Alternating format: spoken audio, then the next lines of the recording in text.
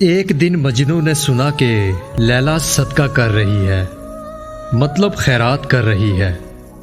ایک لکڑی کا پیالہ لیے مجنو بھی پہنچ گیا۔ سب لوگوں کی طرح قطار میں مجنو بھی سائل بن کے کھڑا ہو گیا۔ ہر ایک کو لیلا نے کچھ نہ کچھ دیا۔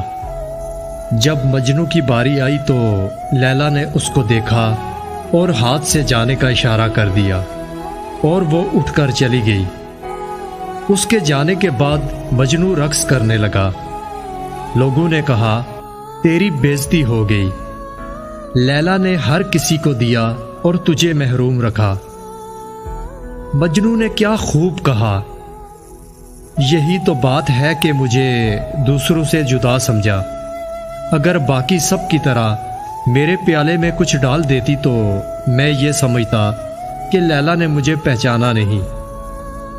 محبوب کچھ دے یا نہ دے، عاشق کی طلب ایسی ہو کہ پہچانا جائے۔